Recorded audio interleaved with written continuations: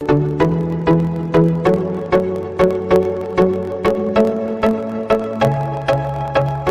Welcome back to my YouTube channel. तो आज हम बात करने वाले हैं कुछ इंपॉर्टेंट क्वेश्चन की उन बच्चों के लिए जिनका 2 दिन के बाद पेपर है। डर तो बहुत लग रहा होगा, तो चलिए पहले एक मोटिवेशनल कोट से ही शुरू करते हैं कि मंजिल मिले ना मिले ये तो मुकद्दर की बात है। मंजिल मिले ना मिले ये तो मुकद्दर की बात है, पर डर कर हम कोशिश भी ना करें ये तो गलत बात है। तो आइए थोड़ी कोशिश कर लेते हैं, ठीक है। हम चलिए कुछ इंपॉर्टेंट क्वेश्चंस देख लेते हैं जो हो सकता है आपके पेपर में आ जाए, ये हो सकता है, ठीक है। आइए तो पहला क्वेश्चन देख लेते हैं क्या है कि देखिए इस तरह के क्वेश्चन तो आएंगे ही आएंगे।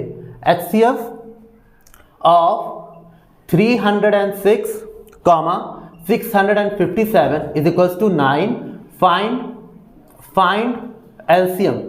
अभी देखिए ये क्वेश्चन भी इस तरह के क्वेश्चन 1 नंबर के MCQ में आ सकते हैं कि किसी 2 नंबर का आपको HCF दिया होगा और आपको उसका LCM निकालना होगा। तो कौन सा फॉर्मूला लगेगा, मैं पूरा सॉल्व नहीं करने वाला, बस फॉर्मूले ही बता देता हूं।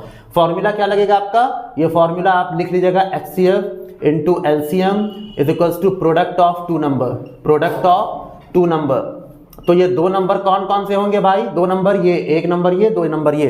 HCF की वैल्यू दी हुई है तो यहाँ आप 9 लिख देना, है ना। LCM की वैल्यू नहीं दी है तो LCM को LCM ही लिखे रहना। और प्रोडक्ट ऑफ 2 नंबर का मतलब क्या होता है, जल्दी बताओ। 306 और 657, इसको आप मल्टीप्लाई कर देना, है ना।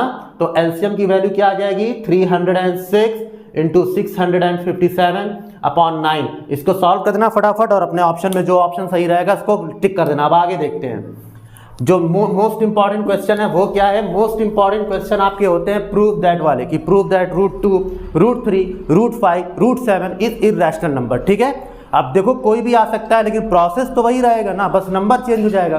तो मान के चलो, मान लो मैंने ले लिया है कि prove that √5 is irrational, prove that √5 is irrational. तो देखो यहां तक अगर आ चुके हो तो इतना तो पता होगा कि पहले हमें √5 को रैशनल नंबर मानना होता है। तो √5 को अगर रैशनल नंबर मानोगे तो √5 किसके बराबर होगा, P अपॉन Q के बराबर होगा, P अपॉन Q के बराबर होगा। फिर दोनों साइड को हम स्क्वायर करते हैं, दोनों साइड को हम क्या करते हैं, स्क्वायर करते हैं। स्क्वायर करने पे √5 का स्क्वायर क्या बन जाता है, और ये हो जाएगा आपका P² अपॉन Q²। √5 का स्क्वायर क्या बन जाएगा, 5 is equals to P² upon Q², है ना। और Q² इक्वल्स टू हो जाएगा आपका P² अपॉन 5, P² अपॉन 5। अब देखो ये जो 5 है ये P² को डिवाइड कर रहा है ना, P² अपॉन 5 आ रहा है, विच मीन्स कि 5 क्या कर रहा है, P² को डिवाइड कर रहा है। और वही 5 किसको डिवाइड करेगा भाई, P² को हम P इंटू P भी तो लिख सकते हैं ना। तो अगर वो P² को डिवाइड कर रहा है तो P को भी 5 डिवाइड कर रहा है। इसका मतलब 5 क्या है, 5 divides P² and 5 divides P। देखिए पूरा प्रॉपर मैं नहीं बता सकता, सिर्फ और सिर्फ आप इंपॉर्टेंट क्वेश्चन जान लो और क्विक रिवीजन की तरह मैं इसे बता रहा हूँ, है ना। तो लिखोगे 5 divides P² and P, 5 divides P² and P। अब देखते हैं, अब देखो एक और इंटीजर मान लेते हैं। क्या इंटीजर मान लेते हैं कि लेट क्या मान लेते हैं, P is equals to 5R। P को हम क्या मान लेते हैं, 5R। और इस इक्वेशन में हम रख लेते हैं, किस इक्वेशन में हम रख लेते हैं, P² is equals to 5Q², है ना। इस इक्वेशन में हम P² की वैल्यू रख देते हैं, ठीक है। मान लीजिए तो यहाँ पे हम क्या रखेंगे, 5R का whole square is equals to 5Q², है ना। ये हो जाएगा आपका 25R² is equals to 5Q², ठीक। 5 से ये 5 टाइम में कट गया और R² की वैल्यू कितनी आपकी बनकर आई है, Q² अपॉन 5। अब यही 5 देखो जैसे P² और P को डिवाइड कर रहा था तो यही 5 Q² और Q को भी तो डिवाइड कर रहा है ना। फिर वही कहानी लिखना कि 5 divides Q² and Q, 5 divides Q² and Q। इसका मतलब 5 क्या है, 5 is a common factor of P and Q, 5 is a common factor of P and Q। अभी देखो क्या है ना, जब हम रैशनल नंबर मानते हैं तो क्या होता है, रैशनल नंबर में कोई कॉमन फैक्टर नहीं होता है, लेकिन यहाँ पे तो 5 कॉमन फैक्टर आ गया। इसका मतलब हमारा एजम्पशन क्या था, रॉन्ग था। तो जब हमारा एजम्पशन रॉन्ग है तो हमारा ये वैल्यू क्या होगी, इर्रेशनल होगी। इसी तरह सॉल्व करना, ये मैंने पूरा कंप्लीट सॉल्व नहीं किया है। अब आते हैं नेक्स्ट क्वेश्चन पे, देख लेते हैं, है ना। नेक्स्ट क्वेश्चन क्या है, ये चैप्टर नंबर 1 के ही हैं, सारे क्वेश्चन ऐसे ही आपको करने हैं। नेक्स्ट क्वेश्चन है आपका कि प्रूव दैट 3 + 2 √5 इज इर्रेशनल। देखो ये क्वेश्चन तो बड़ा इजी होता है क्योंकि यहाँ पे छोटे स्टेप में हो जाता है। एक बात का बस ध्यान देना है कि जब इस तरह के क्वेश्चन होंगे 3 + 2 √5 तो यहाँ पे ये ध्यान देना होगा आपको कि लिखा हो क्वेश्चन पेपर में कि √5 आपका क्या है, इर्रेशनल है, और अगर नहीं है ना तो थोड़ा सा कष्ट उठाना और √5 को पहले इर्रेशनल प्रूफ कर देना। होता यह है कि बिना इर्रेशनल प्रूफ किए अगर तुमने इसको सॉल्व कर दिया तो हो सकता है क्वेश्चन को रॉन्ग कर दिया जाए, ठीक है। तो 3 + 2 √5 को वही आप स्टेटमेंट आप लिख लेना कि माना कि let us assume 3 + 2 √5 be an rational number. तो जब 3 + 2 √5 को अगर रैशनल नंबर मानते हो, 3 + 2 √5 को अगर हम रैशनल नंबर मानते हैं तो क्या होगा, 3 + 2 √5, 3 + 2 √5 किसके बराबर होगा, P/Q के बराबर होगा। यहाँ पे स्क्वायरिंग कुछ नहीं करना है, 3 को इधर ट्रांसफर कर दो, 2 √5 = क्या हो गया आपका P/Q - 3 और √5 क्या हो गया, यहाँ पे आप देख लीजिए पहले Q, यहाँ पे Q आपने एलसीएम लिया तो ये हो गया P - 3Q और फिर ये 2 यहाँ नीचे चला गया, है ना। तो √5 किसके बराबर हो गया, √5 P - 3Q/2Q, है ना। अभी देखो एक चीज, ये जो है ये नंबर, ये आपका रैशनल नंबर है। कैसे, अगर P की कोई भी वैल्यू रखोगे और Q की कोई भी वैल्यू रखोगे तो आपका रिजल्ट रैशनल नंबर ही आएगा। बट आपने तो क्या कर दिया, आपने तो ये प्रूव कर दिया कि √5 हमारा रैशनल है, लेकिन क्वेश्चन में क्या होता है कि √5 हमारा इर्रेशनल होता है। तो ऐसा कंडीशन क्यों आया, तो लिखना therefore our assumption is wrong, therefore our assumption is wrong, hence hence 3 + 2 √5 is an irrational, ठीक है ना। 3 + 2 √5 is an irrational। इस तरह के क्वेश्चन भी आ सकते हैं, ठीक है। तो इस बात का आपको ध्यान देना है बेटा छोटा सा, कि अगर इस तरह का क्वेश्चन आएगा और अगर √5 क्वेश्चन में ही इर्रेशनल दिया हो तब तो ठीक, वरना √5 को भी इर्रेशनल प्रूफ करने के बाद ये करना, ठीक है। 4 से 5 नंबर का आता है क्वेश्चन, कभी कभी 3 मार्क्स का भी आता है। अब आते हैं अगले इंपॉर्टेंट क्वेश्चन पे, वो है कि 17/8 को विदाउट डिवाइडिंग आपको ये प्रूफ करना है कि 17/8 हमारा क्या है, टर्मिनेटिंग है कि नॉन टर्मिनेटिंग है। अभी देखो टर्मिनेटिंग और नॉन टर्मिनेटिंग क्या होता है।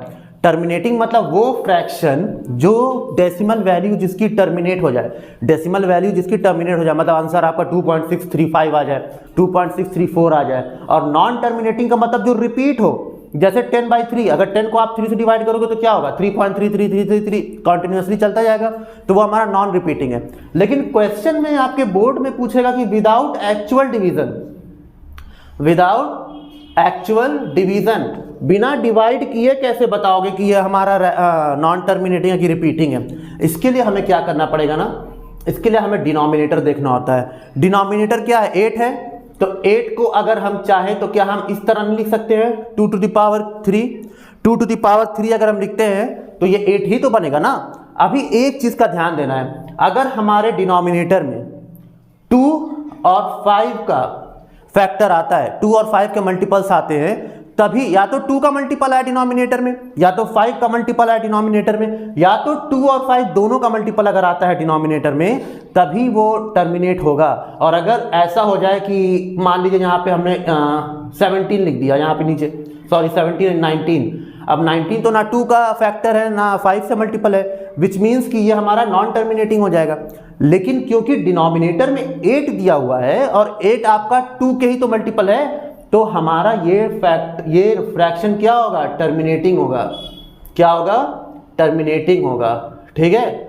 इतनी बात समझ लेना कि अगर हमारे डिनोमिनेटर में 2 के मल्टीपल आएंगे या 5 का मल्टीपल हो या 2 और 5 दोनों का ही मल्टीपल हो, तभी वो टर्मिनेट होगा। अगर डिनोमिनेटर में 2:5:3 आ गया या 2 क्रॉस 5 क्रॉस 7 आ गया, तो वो हमारा नॉन टर्मिनेटिंग हो जाएगा, ठीक है ना। इस बात का ध्यान रखना। चलिए, इस तरह के ही क्वेश्चन आएंगे तो सॉल्व कर लेना। मैं सिर्फ आपको बता रहा हूँ किस किस तरह के क्वेश्चन आ सकते हैं, ठीक है। चलिए अब आगे देख लेते हैं। आगे है कि अब चैप्टर नंबर 2 पे चल लेते हैं। तो चैप्टर नंबर 1 हो गया, इससे हट के बाहर के क्वेश्चन नहीं आते, थोड़े 6th 7th लेवल के आ जाते हैं यार। Composite number, prime number, twin prime number, इतना तो जानना चाहिए, ठीक है। अब आते हैं कि find a quadratic polynomial each with the given the sum and the product of the zeros respectively 1/4 and 1। इस तरह के क्वेश्चन देखो क्या है ना कि सम ऑफ द जीरोस और प्रोडक्ट ऑफ द जीरोस दिया रहेगा। Sum of zeros, sum of zeros, जैसे इसमें दिया हुआ है sum of zeros 1/4 and product of zeros, product of zeros आपका आएगा 1। तो पूछेगा कि फाइंड द क्वाड्रेटिक इक्वेशन। अभी देखो इस तरह के क्वेश्चन में ध्यान दो, सम ऑफ जीरोस का मतलब क्या दे रखा है आपको, alpha plus beta. Alpha plus beta कितना दिया हुआ है 1/4। प्रोडक्ट ऑफ जीरोस का मतलब अल्फा बीटा, अल्फा बीटा की वैल्यू कितनी दी हुई है 1। और क्या पूछ रहा है आपसे, क्वाड्रेटिक इक्वेशन। तो एक बड़ा ही छोटा सा फॉर्मूला होता है उसका, क्या होता है, x square minus alpha plus beta x plus alpha beta, है ना। तो यहाँ पे देखो अल्फा प्लस बीटा क्या है, सम ऑफ जीरोस ही तो है, और अल्फा बीटा क्या है, प्रोडक्ट ऑफ जीरोस। तो यहाँ पे बस वैल्यू रखना है, कुछ नहीं करना है, सिर्फ वैल्यू रखना है और हमारा काम बन गया, यही हमारा इक्वेशन आएगा। अब यही क्वेश्चन नहीं आने वाला बोर्ड में, लेकिन इस तरह का क्वेश्चन आ सकता है बोर्ड में, ठीक है। इस तरह के क्वेश्चन आप 1-2 एनसीईआरटी की बुक से, अभी RS-RD शर्मा के चक्कर में मत पढ़ो, अब एनसीईआरटी ही पढ़ो, 2 दिन में कितना रिवाइज कर लोगे। तो एनसीईआरटी की ही बुक की रिवीजन करिए आप लोग, ठीक है। चलिए अब आते हैं, आगे बढ़ते हैं। नेक्स्ट क्वेश्चन हमारा देखो क्या है, नेक्स्ट क्वेश्चन देख लेते हैं, ठीक है। अब इस क्वेश्चन को देख लेते हैं। इस क्वेश्चन में क्या करना है ना, आपको 2 इक्वेशन दिया हुआ है और आपको कंपेयर करना है A1/A2, B1/B2 और C1/C2। फिर आपको बताना है कि ये दोनों इक्वेशन ऑफ लाइन जो है ये किसी पॉइंट पे इंटरसेक्ट करेगी या पैरेलल रहेगी या कोइंसिडेंट रहेगी, ठीक है ना। आइए इसको भी देख लेते हैं। तो सबसे पहले कंपेयर करने के लिए हमें क्या करना पड़ेगा ना, ये जो इक्वेशन जानते हो ना, AX + BY + C equation of line, है ना, इसी से कंपेयर करो। तो हमें A1 की वैल्यू क्या मिल रही है 5, A2 की वैल्यू क्या मिल रही है दूसरी इक्वेशन में 7, B1 की वैल्यू क्या मिल रही है हमें -4, और दूसरी इक्वेशन B2 में हमें क्या मिल रहा है 6, C क्या है हमारा 8 है, C1 और C2 क्या है हमारा -9 है। अब हम A1/A2 करते हैं। A1/A2 क्या आ रहा है बन के 5/7, है ना। B1/B2 क्या आ रहा है आपका -4/6, और C1/C2 क्या आ रहा है आपका, C1/C2 आ रहा है आपका -9/8, ठीक है। अभी आप देखो क्या A1/A2 और B1/B2 इक्वल है, नहीं इक्वल है। A1/A2 not equal to B1/B2, है ना। और जब ये दोनों ही इक्वल नहीं है तो ये लाइन क्या होगी, ये जब दोनों इक्वल नहीं है तो ये लाइन इंटरसेक्टिंग होगी। जब दोनों ही इक्वल नहीं है तो लाइन क्या होगी, इंटरसेक्टिंग। तो आप लिख सकते हो इंटरसेक्टिंग, ठीक है। क्या लिख सकते हो आप, इंटरसेक्टिंग। अभी देखो एक चीज और, कभी कभी क्या होता है ना, ये इक्वेशन दिया रहता है, पूछता है कि बताओ सॉल्यूशन होगा कि नो सॉल्यूशन होगा या मेनी सॉल्यूशन होगा। देखो अगर आपका, हम एग्जांपल देते हैं, लाइन अगर पैरेलल है, पैरेलल किस कंडीशन में होती है, जब A1/A2 equals to B1/B2 but not equals to C1/C2, तब ये लाइन पैरेलल होती है, ठीक है। और पैरेलल लाइन में क्या होता है, नो सॉल्यूशन। अरे भाई एक लाइन ऐसे जा रही, एक लाइन ऐसे जा रही, तो जब इंटरसेक्टिंग, जब कहीं मिल ही नहीं रही तो सॉल्यूशन कहाँ से होगा। दूसरा होता है कोइंसिडेंट। कोइंसिडेंट क्या होता है कि A1/A2 is equals to B1/B2 is equals to C1/C2। तो यहाँ पे कोइंसिडेंट, कोइंसिडेंट में क्या होता है, इनफाइनाइटली मेनी सॉल्यूशन। अब इसका तो बहुत सारे सॉल्यूशन हो सकते हैं। और A1/A2 equals to B1/B2 but not equals to A1/A2 not equals to B1/B2, ये आपका इंटरसेक्टिंग है। और इंटरसेक्टिंग में क्या होता है, ओनली 1 सॉल्यूशन होता है, ठीक है ना। तो या तो ये पूछेगा कि लाइन आपकी इंटरसेक्टिंग है कि कोइंसिडेंट है कि पैरेलल है, या तो फिर आपसे ये पूछ सकता है कि चलिए मुझे ये बताइए कि ये जो पूरी लाइन सॉल्यूशन कितना होगा, no solution, infinitely many solution और 1 सॉल्यूशन, ठीक है। तो इसको भी कर लेना बेटा, ये क्वेश्चन आएगा ही आएगा, इस तरह का क्वेश्चन जरूर आएगा, ठीक है। अब आते हैं आगे की क्वेश्चन देख लेते हैं। अब देखो, अब इस क्वेश्चन में देखो, ये इस तरह के क्वेश्चन जो होता है ना, इसमें हमें ये बताना होता है कि ये जो आपका इक्वेशन है क्वाड्रेटिक, इसके कितने रूट्स होंगे, है ना, इसके कितने रूट्स होंगे। तो सबसे पहले ये जो आपको क्वेश्चन दिख रहा है ना, सबसे पहले आप क्या करो, इसे कंपेयर करो। क्या करो, कंपेयर करो। ऑन कंपेयरिंग, देखिए बेटा, चैप्टर नंबर 1 से लेकर चैप्टर नंबर 4 तक का रिवीजन करा रहा हूँ, और किस किस टाइप के क्वेश्चन आएंगे मैं सिर्फ वही बता रहा हूँ आपको। तो on comparing AX² plus BX plus C, यही स्टैंडर्ड इक्वेशन ऑफ क्वाड्रेटिक होता है। तो हमें A की वैल्यू कितनी मिल रही है 2, B की वैल्यू कितनी मिल रही है -6, और C की वैल्यू कितनी मिल रही है हमें 3। वैल्यूज हमें इतनी ही मिली। अब हमें क्या करना होता है, B² - 4AC लिखना होता है। क्या करना होता है, B² - 4AC। जरा B² - 4AC करो तो -6 का स्क्वायर हो जाएगा, -4 × A कितना है 2 और C कितना है आपका 3, है ना। तो ये हो जाएगा 36 minus 4 to the 8, 8 3 the 24, 36 minus 24 कितना आएगा आपका, 36 माइनस 24 आएगा आपका 6 और 6 12, कितना आ रहा है आपका 12, यानी बी स्क्वायर माइनस 4ac की वैल्यू आपकी कितनी आ रही है 12। और अगर ये 12 आपका देखोगे तो ये क्या है, 0 से ग्रेटर है ना, 12 आपका क्या है 0 से बड़ा है ना, तो ये क्या होगा, यहाँ पे इक्वल रूट्स आएंगे, ठीक है ना, डिस्टिंक्ट रूट्स होंगे, ठीक। चलिए पॉज करिए इसको।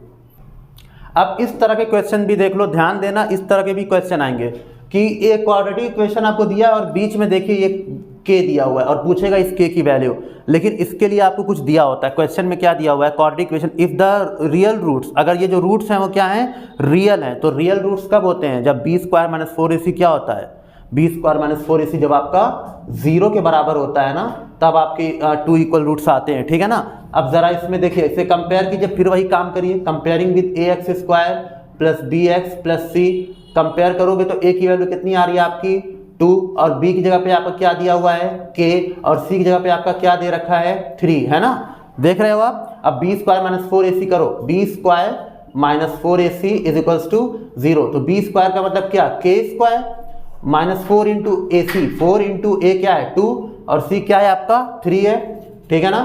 तो आप देखोगे तो क्या हो जाएगा, k square minus 4 to the 8, 8 3 the 24 is equals to 0, k square equals to कितना हो जाएगा आपका 24, और k की वैल्यू क्या आएगी अंडर रूट 24, तो अंडर रूट 24 आपका क्या होगा, यही आपका आंसर होगा, ठीक है ना।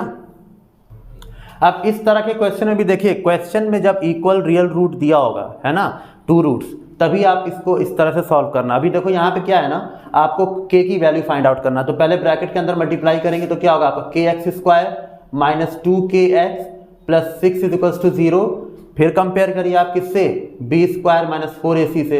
अब a की वैल्यू आपकी क्या आ गई, आपकी k आ गई, और b की वैल्यू आपकी कितनी हो गई, b की वैल्यू आपकी माइनस 2 k हो गई, और c की वैल्यू आपकी कितनी हो गई, c की वैल्यू आपकी हो गई प्लस 6, ठीक है ना। ये आपको 3 वैल्यूज मिली है, तो b स्क्वायर का मतलब क्या होगा, माइनस 2k का whole square minus 4 into a का मतलब क्या k, और c कितना है 6 है, इज इक्वल्स टू 0, तो ये हो जाएगा आपका 4k square minus 6 4 24k is equals to 0, which means कि 4k square is equals to 24k, है ना। तो 4 से ये 6 टाइम में कैंसिल, और ये एक टाइम में, तो k की वैल्यू कितनी आई आपकी 6। इस तरह आपकी k की वैल्यूज फाइंड आउट हो जाएंगी, ठीक है ना। अब इस क्वेश्चन को देखो, इस क्वेश्चन में क्या करना है ना कि आपको फैक्टराइज करके जीरोस फाइंड आउट करना है, और फिर वेरीफाई भी करना है, क्या करना है, वेरीफाई भी करना। अच्छा, ये भी क्वेश्चन इंपॉर्टेंट है, इस तरह के क्वेश्चन भी 1-2 कर लेना, 1-2 पढ़ लेना, ठीक है। अब बोर्ड्स है तो थोड़ी तो मेहनत करनी पड़ेगी ना, 2 ही दिन की तो बात है, उसके बाद तो 2 महीना फ्री में घूमना है आपको। तो सबसे पहले इसको क्या करते हैं कि x square plus 7x plus 10 है ना, इसको मिडिल टर्म में स्प्लिट करते हैं। देखो इस टर्म मिडिल टर्म में क्या करते हैं, स्प्लिट करते हैं। मिडिल टर्म में आप स्प्लिट करोगे जब ना, तो आपको क्या बन जाएगा, एक्स स्क्वायर है ना plus 5x plus 2x plus 10, है ना। इसके बाद इन दोनों में आप कॉमन लेंगे तो x कॉमन हो जाएगा, तो ये हो जाएगा x प्लस 5, इन दोनों में 2 कॉमन ले लेंगे तो ये भी हो जाएगा आपका x प्लस 5, ठीक है। तो x plus 2 is equals to 0 and x plus 5 is equals to 0, x की वैल्यू आ गई आपकी -2 और यहाँ पर भी आ गई -5, है ना। यानी आपको जो दोनों जीरोस मिले हैं वो कितने मिले हैं, -2 -5। अभी हमें क्या करना है ना, अभी हमें करना ये है कि आपको वेरीफाई करना है। तो वेरीफाई करने के लिए क्या करोगे, सम ऑफ जीरो, यानी अल्फा प्लस बीटा निकालो। अल्फा प्लस बीटा का वैल्यू क्या होता है, -b/a। -b/a का मतलब क्या कि इसका और इसकी अल्फा प्लस बीटा मतलब अल्फा क्या आपका -2, बीटा कितना है आपका -5, यहाँ हो गया आपका -7, -7 इक्वल्स टू -b/a। अभी देखो -b/a कहाँ से आएगा, ये देखो आप इसी इक्वेशन में देखो, इसी इक्वेशन में आपकी a की वैल्यू कितनी आ रही है 1 आ रही है, और b की वैल्यू कितनी आ रही है 7 आ रही है, और c की वैल्यू कितनी आ रही है 10। अगर ax square plus bx plus c से कंपेयर करते हैं तो, ठीक है ना। तो अब देखो यहाँ पे ये सम ऑफ जीरो जब हमने किया तो -7 आया, और इसका कोफिशिएंट अगर हम यहाँ से लिखते हैं तो b की वैल्यू कितनी है -7 और a की वैल्यू कितनी है 1, तो भी तो -7 ही आ रहा ना, -7 इक्वल्स टू -7 इक्वल आ रहा है ना। तो ये वेरीफाइड हो गया। प्रोडक्ट वाला भी कर लो, alpha beta is equals to क्या होता है c/a। अब अल्फा बीटा यानी अल्फा बीटा मतलब दोनों जीरो, अल्फा बीटा कितना आया है -2 -5, तो -2 इंटू -5, -2 इंटू -5, और c की वैल्यू कितनी है 10, वहाँ से और a की वैल्यू 1, -2 × -5 कितना हो गया 10 = 10। देखिए सम ऑफ जीरो भी वही आ रहा है और प्रोडक्ट ऑफ जीरो भी यही आ रहा है। तो जब आप इस तरह के क्वेश्चन सॉल्व करोगे तो सबसे पहले क्या करना, फैक्टराइज करना, फैक्टराइज करने के बाद दोनों जीरोस को निकालना। उसके बाद अल्फा प्लस बीटा का फॉर्मूला क्या होता है, -b/a। अल्फा प्लस बीटा से वेरीफाई कर देना और अल्फा बीटा को वेरीफाई कर देना। इस तरह के क्वेश्चन भी आ सकते हैं आपके, ठीक है। तो ये तो हो गया आपका 4 चैप्टर का क्विक रिवीजन की कौन कौन से किस किस तरह के क्वेश्चन आपके बोर्ड में आ सकते हैं। थोड़े और भी आ सकते हैं, जैसे कि मैंने अभी आपको एक चीज़ नहीं बताई कि क्वाड्रेटिक इक्वेशन में जो वर्ड प्रॉब्लम होता है कि फादर्स एज इतनी है तो सन की एज कितनी होगी, न्यूमरेटर में 2 ऐड कर दो, डिनोमिनेटर से 2 सब्ट्रैक्ट कर दो तो 1/2 फ्रैक्शन आ रहा है। अब इस तरह के क्वेश्चन कोई फिक्स नहीं होते कि कैसे आएंगे, है ना, लेकिन ये तो फिक्स है कि इस तरह के इस टाइप के क्वेश्चंस आपको बोर्ड एग्जाम में देखने को मिलेंगे, ठीक है। तो अभी नेक्स्ट वीडियो में हम आगे बात करेंगे, नेक्स्ट वीडियो में, जिसमें हम आपको बताएंगे कि ट्रिग्नोमेट्री, हाइट एंड डिस्टेंस और भी कई सारे चैप्टर जो आगे स्टैटिस्टिक्स, इन सब से कौन कौन से क्वेश्चन मोस्ट इंपॉर्टेंट है ना। तब तक के लिए thank you for watching my video. Please subscribe to my channel. जय हिंद।